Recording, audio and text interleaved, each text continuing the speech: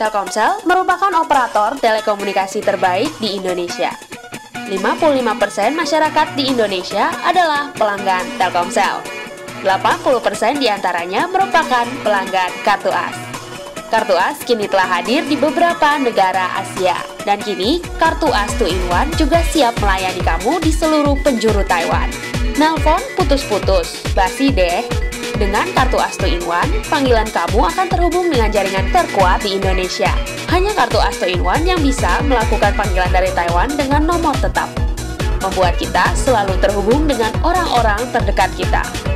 Jadi, sekarang kamu dapat menikmati tarif nelpon lokal dengan kualitas internasional cukup dengan Rp3.500 selama 2 jam.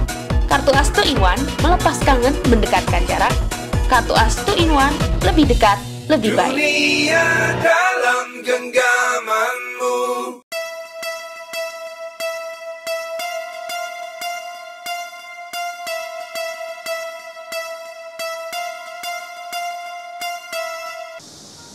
Assalamualaikum warahmatullahi wabarakatuh.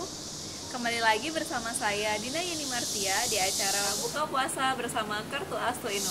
Pada kesempatan kali ini, Intai kembali menghadirkan Bapak Ustadz Wilson Gustiawan. Beliau merupakan salah satu mahasiswa doktoral di National Yunli University of Science and Technology Taiwan. Selain itu, beliau juga menjadi dosen di Politeknik Negeri Padang. Assalamualaikum Bapak Ustadz Wilson, bagaimana kabarnya hari ini Bapak? Waalaikumsalam warahmatullahi wabarakatuh. Alhamdulillah kabarnya baik. Pak, kira-kira pada kesempatan kali ini topik apa nih Pak yang akan disampaikan untuk teman-teman Intai semua? Baik. Bismillahirrahmanirrahim.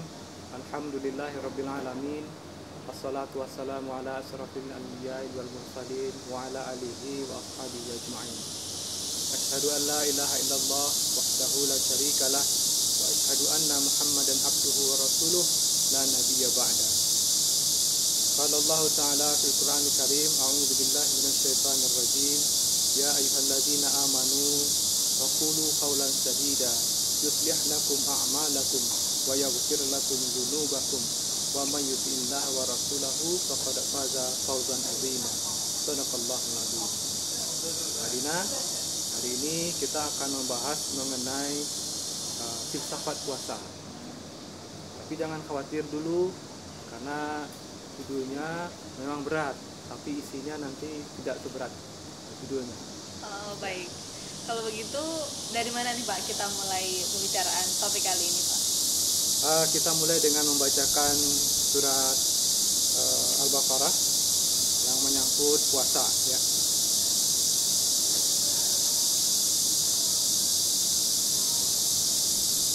A'udzubillahi minasyaitonir rajim.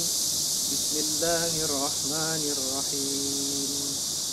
Ya ayyuhalladzina amanu kutiba 'alaikumus shiyamu kama kutiba 'alal ladzina min qablikum la'allakum tattaqun.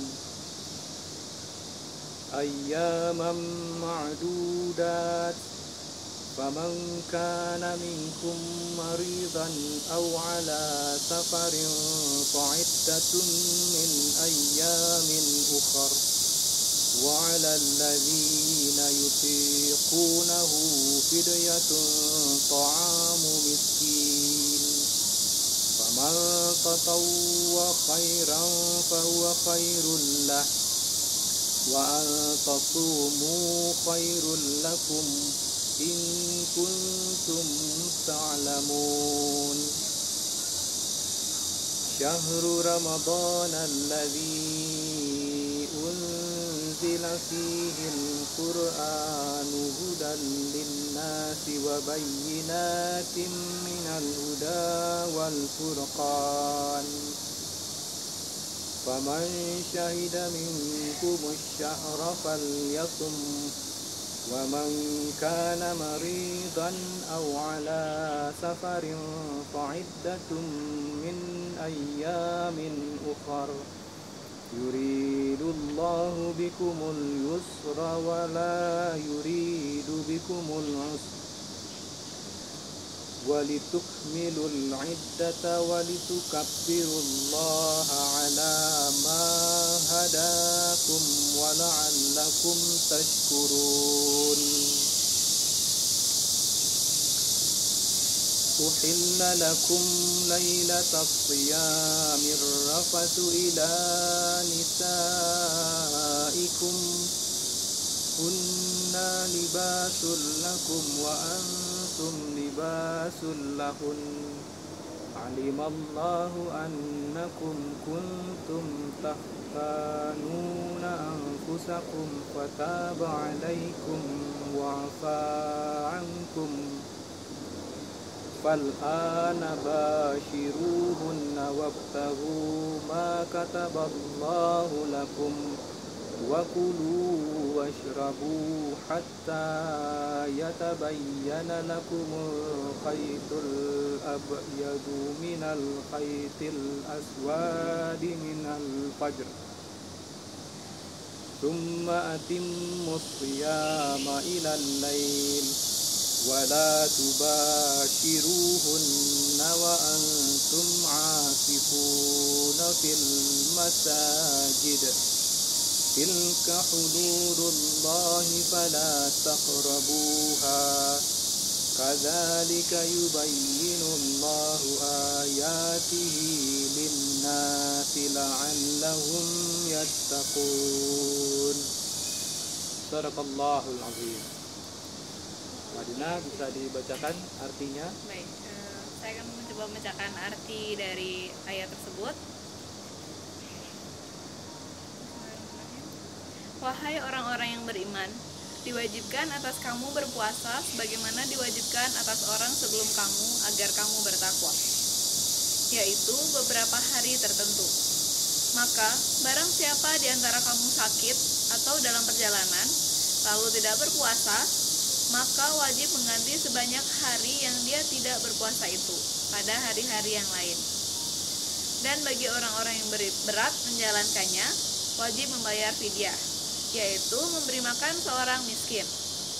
Tetapi barang siapa dengan kerelaan hati mengerjakan kebajikan, maka itu lebih baik baginya, dan puasamu itu lebih baik bagimu jika kamu mengetahui.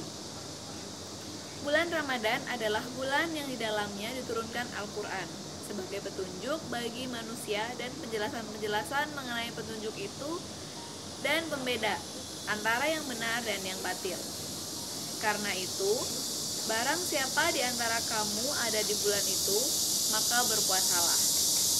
Dan barang siapa sakit atau dalam perjalanan, dia tidak berpuasa, maka wajib menggantinya sebanyak hari yang ditinggalkannya itu pada hari-hari yang lain. Allah menghendaki kemudahan bagimu dan tidak menghendaki kesukaran bagimu. Hendaklah kamu mencukupkan bilangannya dan mengagungkan Allah atas petunjuknya yang diberikan kepadamu agar kamu bersyukur. Dihalalkan bagimu pada malam hari puasa bercampur dengan istrimu. Mereka adalah pakaian bagimu, dan kamu adalah pakaian bagi mereka. Allah mengetahui bahwa kamu tidak dapat menahan dirimu sendiri, tetapi Dia menerima tobatmu dan memaafkan kamu. Maka sekarang campurilah mereka dan carilah apa yang telah ditetapkan Allah bagimu. Makan dan minumlah hingga jelas bagimu perbedaan antara benang putih dan benang hitam, yaitu fajar. Kemudian sempurnakanlah puasa sampai datang malam. Tetapi jangan kamu campuri mereka ketika kamu beriktikaf dalam masjid. Itulah ketentuan Allah, maka janganlah kamu mendekatinya. Demikianlah Allah menerangkan ayat-ayatnya kepada manusia agar mereka bertakwa. Baik, kalau begitu, apa sih Pak dasar puasa itu sendiri? Ya, seperti surat Al-Baqarah yang kita bacakan tadi, dari ayat 183, 184, 185, dan 187, itu merupakan landasan yang utama dalam melaksanakan puasa. Jadi, sebagaimana juga yang telah kita bahas pada pengajian kita yang terdahulu, bahwa puasa itu diwajibkan kepada orang-orang yang beriman.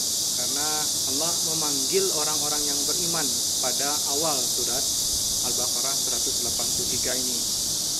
Dan kapan waktunya? Waktunya adalah ayyaman ma'dudat yang dijelaskan pada ayat 124-nya. Pada hari-hari tertentu. Kapan itu? Yaitu pada bulan Ramadan. Dan ya, di akhir surat ayat 183 yang kita sebutkan la'allakum tattaqun, ya, mudah-mudahan kamu bertakwa. Ini akan mendekatkan diri kepada Tuhan, ya, akan mendekatkan diri kepada Allah, meneguhkan hubungan dengan Allah, serta setia mengikuti perintah-perintah Allah. Hal ini akan mempertinggi derajat manusia sendiri, ya, di hadapan Allah dan di hadapan manusia, dan memberikan getaran ke dalam jiwa kita. Nah, ini salah satu filsafatnya daripada puasa.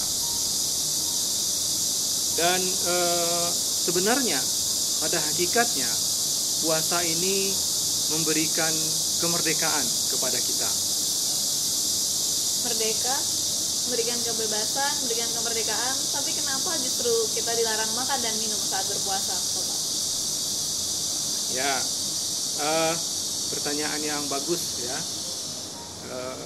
Puasa dikatakan akan memberikan kemerdekaan kepada kita, tetapi kenapa malah kita dilarang atau dibatasi, disuruh menahan diri dari lapar dan haus selama sepanjang siang hari, ya, dari terbit fajar sampai terbenamnya matahari. Nah, ini kita melihat bahwa puasa ini jangan dilihat sebagai suatu kemerdekaan badan atau kemerdekaan jasmani. Mari kita renungi bahwa puasa ini memberikan kemerdekaan jiwa kepada kita, memberikan kemerdekaan batin kepada kita. Kenapa kemerdekaan batin? Coba bayangkan saja di siang hari bulan puasa, pada keadaan panas, dalam keadaan haus, gitu ya, dan di rumah kita tersedia air minum yang banyak, apalagi minumnya manis, sirup atau apa gitu, yang sangat bisa untuk melepaskan dahaga kita pada siang hari yang panas itu. Tetapi berani nggak kita untuk minum pada siang hari itu? Tentu tidak berani, ya. Itu tidak berani. Nah, itulah satu tanda bahwa jiwa kita merdeka untuk menentukan pilihan pada saat itu. Menentukan pilihan. Jiwa kita merdeka untuk menahan diri daripada rasa haus itu, menahan diri daripada rasa haus itu, sehingga kita menahan diri untuk tidak minum pada saat itu. Nah, ini yang kita maksudkan dengan merdeka secara jiwa, ya. Jadi bisa menahan diri, dan itu merupakan hikmah yang luar biasa daripada puasa ini. Nah, di luar bulan puasa mungkin kita tidak sanggup, gitu ya, menahan diri seperti itu. Kalau di siang hari, apalagi musim panas seperti ini, begitu kita haus, itu ada air sirup saja setengah gelas, apalagi kalau dia ada dingin gitu ya, itu setengah gelas habis pasti dalam luar bulan puasa, ya. Kita tidak akan sanggup untuk menahan diri untuk tidak meminumnya di luar bulan puasa. Tetapi di dalam bulan puasa itu entah kekuatan dari mana, ya, entah kekuatan batin dari mana, sanggup kita melaksanakan itu, ya. Bayangkan itu betapa kita kemerdekaan untuk dapat menahan diri itu yang kita maksudkan dengan kemerdekaan jiwa. Nah, secara jiwa kita merdeka untuk menahan diri dan menaati perintah-perintah dari Allah dalam melaksanakan puasa. Nah, puasa memang kita tidak bisa makan, minum di siang hari, tidak bisa kita mengisi perut kita tidak dengan makanan, tidak bisa kita mengisi perut kita ini dengan minuman, ya, karena memang kita dilarang untuk itu. tetapi kita bebas mengisi jiwa kita, ya. Dengan begitu kita menjaga kebersihan jiwa kita bisa memelihara jiwa kita, dan itulah sebenarnya sikap hidup atau falsafat hidup yang paling sejati. Ya, membersihkan jiwa adalah falsafat hidup yang sangat penting bagi kita.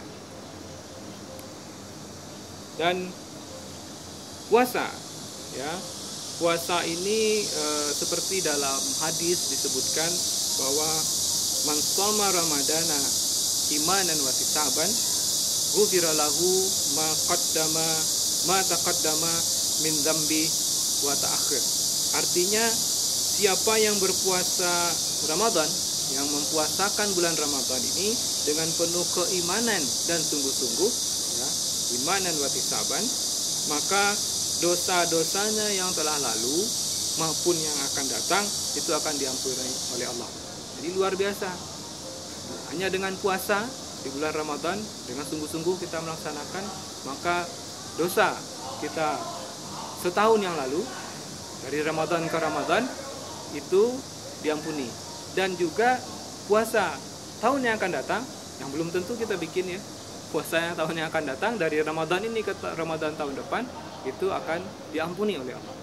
Nah, ini bukti lagi bahwa kemerdekaan jiwa kita dalam berpuasa itu akan membawa hasil bahwa dosa-dosa kita akan diampuni oleh Allah. Dan dalam bulan puasa ini kita dianjurkan oleh Allah untuk memperbanyak ibadah. Lantas ibadah-ibadah yang seperti apa nih Pak yang sangat dianjurkan untuk kita lakukan di bulan puasa ini? Ya, banyak sekali ibadah yang bisa kita perbanyak dalam bulan puasa ini. Dan sebagaimana kita ketahui, apapun ibadah yang kita lakukan, ya, apapun yang kita lakukan dalam bulan puasa ini, itu ganjarannya berlipat. Jadi kalau kita melaksanakan sesuatu hal yang baik, yang kita mendapatkan pahala, itu pahalanya akan berlipat. Sebaliknya, kalau kita melaksanakan sesuatu yang buruk atau sesuatu yang terlarang dan kita berdosa karenanya, atau kita akan mendapatkan ganjaran dosa yang juga berlipat. Ya, jadi hanya hati-hati di bulan Ramadan. Latihan kita untuk menahan diri untuk tidak berbuat maksiat itu harus kita kendalikan, karena konsekuensinya dosanya akan menjadi berlipat. Nah, memperbanyak ibadah ini misalnya kita banyak-banyak membaca Al-Quran. Ini memang dianjurkan untuk membaca Al-Quran. Kalau bisa dalam satu bulan Ramadan itu, sebulan selama 30 hari itu, satu Al-Quran itu selesai, ya, tamat, ya. Berarti itu satu hari itu satu juz, ya, satu hari satu juz. Kalau rata-rata Al-Quran yang cetakan sekarang ini satu juz itu sekitar 20 halaman. 20 halaman artinya kalau kita bagi 5, dalam setiap selesai sholat yang wajib kita membaca 4 halaman, ya, rutin, ya. Setiap selesai sholat wajib 4 halaman. Jadi dalam satu hari itu selesai 20 halaman, artinya satu juz. Dan mudah-mudahan dalam satu bulan Ramadan itu satu juznya selesai, 30 juznya selesai, ya. Jadi kita khatam Al-Quran dalam satu bulan. Itu boleh kita tekadkan. Nah, dalam membaca Al-Quran ini, kita memperbanyak membaca Al-Quran ini, akibatnya adalah akibat negatif, bukan akibat negatif, ya. Kita tentu berkurang waktu kita untuk bercakap atau mengobrol dengan teman, ya, karena kita membaca Al-Quran, ya. Kita berkurang interaksi kita dengan bercakap atau mengobrol dengan orang lain. Tetapi positifnya kita bercakapnya dengan Allah, ya, dengan Allah. Jadi bergaul kita dengan membatasi diri kita bergaul dengan manusia, tetapi kita memaksimalkan diri untuk bergaul dengan Allah. Jadi itu hikmah daripada membaca Al-Quran itu. Kemudian pada malam harinya kita juga ada ibadah khusus di bulan Ramadan ini yang hanya ada pada bulan Ramadan, yaitu salat tarawih. Ya, salat tarawih ini adalah ibadah salat yang hanya ada di bulan Ramadan. Di luar bulan Ramadan tidak ada. Ya. Tarawih ini biasanya ditambahkan dengan witir. Ya, witir sebagai penutup. Ya, salat witir itu adalah salat yang penutup.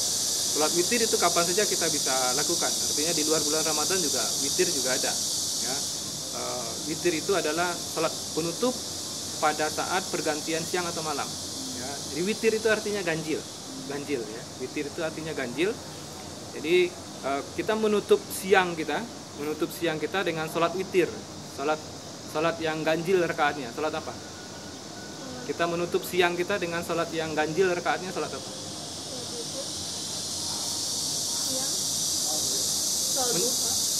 Bukan. Pada saat kita menutup siang kita, menutup hari siang, salat maghrib. Jadi salat maghrib itu adalah salat witir, karena jumlahnya 3 sebagai penutup siang. Ya, sementara penutup malam, ya, menjelang subuh, ya, kita menutup malam kita itu dengan salat witir juga. Ya, jadi syariatnya salat witir itu tidak dilakukan setelah selesai salat maghrib terus kemudian kita tidur. Ya, salat witir yang paling baik itu adalah dilakukan setelah kita sahur, menunggu fajar. Ya, karena itu kita menutup malam kita itu dengan salat witir. Nah, salat tarawih sendiri itu dilakukan dianjurkan dilakukannya di masjid, ya, dengan berjamaah.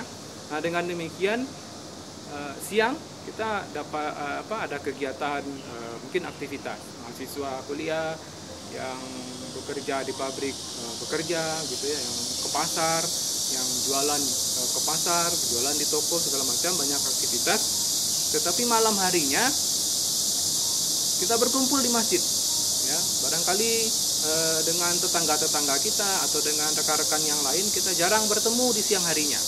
Ya, pada malam hari itu kita diberi kesempatan bertemu di masjid, ya, untuk sama-sama melakukan salat tarawih bersama-sama. Dan ini merupakan salah satu filsafat juga, hikmah daripada puasa ini, bahwa ada kesempatan kita untuk berinteraksi dengan orang-orang yang ada di sekeliling kita lebih banyak. Dan yang terakhir adalah zakat fitrah. Ya, zakat fitrah ini adalah zakat diri yang nanti akan kita bayarkan menjelang Lebaran, menjelang Hari Raya Idul Fitri, yang besarnya sekitar 2,5 kilogram beras atau 3,5 liter beras, atau yang seharga dengan itu, ya, atau seharga dengan itu. Zakat fitrah ini adalah merupakan ujian iman bagi kita, apakah kita benar-benar kita mencintai saudara kita atau tidak, ya. Seperti kata hadis yang menyatakan bahwa la yu'minu ahadukum hatta yuhibbu li akhihi ma yuhibbu li anfusihi. Jadi tidaklah beriman salah seorang di antara kalian sampai dia mencintai saudaranya seperti ia mencintai dirinya sendiri. Jadi hadis ini adalah sahih dari Bukhari. Ya. Bapak, ibadah puasa ini kan merupakan salah satu ibadah yang cukup berat nih Pak. Kita harus menahan lapar dan dahaga dari fajar hingga terbenamnya matahari. Apalagi di Taiwan lagi musim panas nih ya Pak. Teman-teman BMI harus tetap bekerja, kemudian dari teman-teman mahasiswa juga harus tetap kuliah, menyelesaikan tugasnya. Ada keringanan nggak sih Pak buat kita untuk berpuasa di bulan Ramadan ini Pak? Ya, sebagaimana yang ayat 183 yang kita bacakan tadi, 184 menyebutkan faman kana minkum maridan aw ala safarin. Ya. Jadi ini adalah satu pengecualian untuk puasa, ya. Tapi kewajiban puasanya nggak gugur, ya. Kewajiban puasanya tidak gugur. Jadi dia mutlak ya. Puasa itu mutlak, wajibnya itu mutlak. Ada rukun yang mutlaknya. Tetapi di samping itu ada batasan atau ada keringanan ya dalam hal puasa atau pengecualian ya dalam puasa. Yang pertama seperti yang dalam surat 183 ini, yang pertama adalah sakit ya, marid itu keadaan sakit. Jadi kalau kita sakit tidak bisa melaksanakan puasa, itu kita boleh mengganti. Nah, jadi kalau sakit itu tidak bisa puasa di bulan Ramadannya, kita namanya mengganti atau diqadha di hari yang lain, diganti di hari yang lain. Yang kedua adalah orang yang dalam perjalanan atau safarin, orang yang sedang melakukan safar atau kita istilahkan dengan musafir.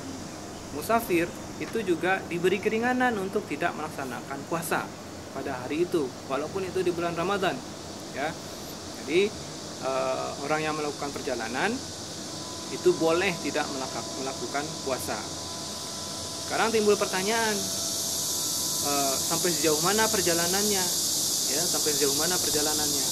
Nah, ini sebenarnya memang banyak pendapat. Ada ulama yang menyatakan ada marhalahnya, ada batasan-batasannya. Perjalanannya harus segini, harus ukuran segini. Ada yang 3 hari perjalanan pos, ada yang dalam kilometer, ada yang sampai 90 kilometer, atau ada yang sampai dalam 3 hari ya, atau 2 hari. Tetapi pada dasarnya perjalanan ini ya, itu sebenarnya tidak ada marhalahnya atau tidak ada hadnya, tidak ada batasannya. Apabila seseorang sudah merasa dia melakukan perjalanan ya, itu apalagi kalau dia sudah berniat ya untuk melakukan perjalanan, itu sudah sampai sebenarnya hadnya, sehingga dia sudah berhak untuk tidak melakukan puasa ya, tidak melakukan puasa. Dan ini suatu keringanan ya, suatu keringanan dari Allah yang kita sebut dengan rukhsah ya. Rukhsah itu adalah sedekah daripada Allah ya.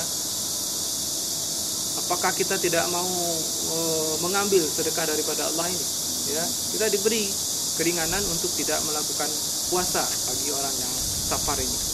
Nah, tetapi di mana sekarang letak marhalah atau hadnya itu ya, hadnya itu. Nah, ini karena kaitan kita dengan filsafat puasa, hadnya itu kembali kepada hati kita sebenarnya ya. Hati kita, apakah benar-benar kita berniat atau benar-benar kita merasa sudah melakukan perjalanan. Nah, kalau sudah merasa kita melakukan perjalanan, boleh kita mengkategorikan diri kita sendiri sebagai musafir, sehingga kita mendapatkan rukhsah puasa ini, dan kita harus mengganti ya, sama dengan orang yang sakit, kita harus mengganti puasa ini di luar bulan Ramadan.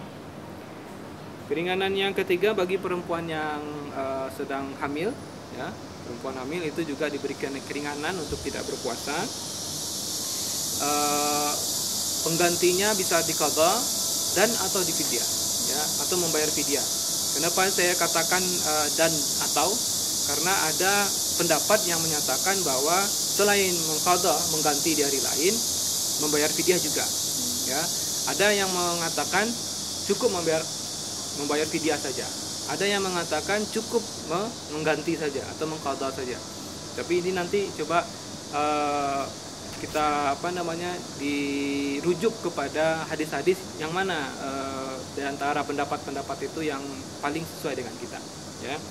Nah, yang berikutnya adalah orang yang sakit berkelanjutan ya, sakit berkelanjutan. Jadi sakit yang tidak mungkin sembuh ya, walaupun dia sakit dalam bulan Ramadan, toh kalau dia tidak puasa di luar bulan Ramadan, dia tidak akan sanggup untuk menggantinya ya, karena juga sakit ini berkelanjutan ya, itu yang kita sebut dengan sakit yang berkelanjutan.